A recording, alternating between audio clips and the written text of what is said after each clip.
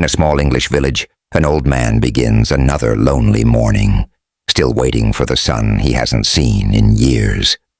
The sun rose gently over the misty hills, painting the village roofs with soft gold. Birds chirped on the fence, and the wind carried the faint smell of bread from a nearby bakery.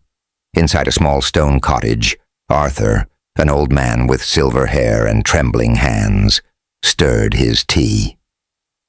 Every morning he set out 2 cups, one for himself, one for his son, Daniel. The second cup always went cold, untouched. He had done this for 12 years, ever since Daniel left after a bitter argument. Neighbors had stopped asking if the boy would ever return, but Arthur never stopped hoping.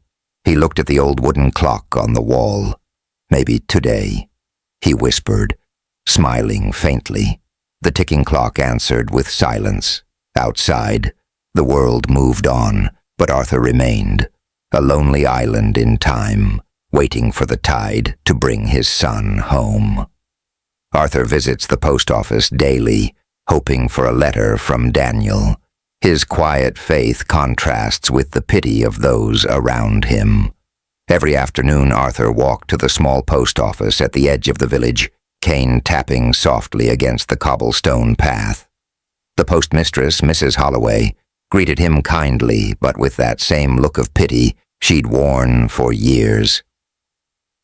"Nothing for you today, Arthur," she said gently, her voice always soft, always the same. He smiled anyway, as if pretending made it real. Maybe tomorrow then. He's probably just busy, you know," Arthur replied, clutching his empty hands like they still held a letter. On his way back home, he stopped by the river where Daniel used to fish as a boy. The water shimmered in the afternoon light, beautiful, restless, uncatchable. He whispered to it, "You remember him, don't you?" The river didn't answer, but the ripples danced like memories, carrying his words away. As the years pass, Arthur grows frail. His house becomes a museum of memories, his faith the only warmth left. Winter came early that year. Frost gathered on the windows like tiny feathers, and the fireplace crackled weakly against the cold. Arthur sat near it, wrapped in his old wool coat, staring at a photo. A younger him with Daniel, both laughing beside a half-built treehouse. The laughter felt like another life. His hands shook as he placed the photo back on the shelf among Daniel's childhood toys. A wooden car, a drawing, a birthday card that read, "To the best, Dad." He spoke into the silence, voice trembling. "You promised you'd come back, son. I kept the house the same. Your room's still there." The house didn't answer. Only the wind howled outside, pressing cold fingers against the walls. Yet even in that biting quiet, Arthur's faith did not break. He waited, not because he believed Daniel would come, but because he couldn't bear to stop believing. One stormy night, a stranger arrives with heartbreaking news that brings both sorrow and closure. Rain lashed against the windows that night. Arthur sat by the fire, his old eyes heavy, when a knock echoed through the cottage. Slowly, he opened the door and found a young man, soaked and shivering. "Are you Arthur Miller?" the stranger asked. Arthur nodded. The young man hesitated, eyes full of sorrow. "I'm sorry, sir. I knew your son. He passed away 3 winters ago. He spoke of you often. He wanted to come home, but he never made it." The world seemed to tilt.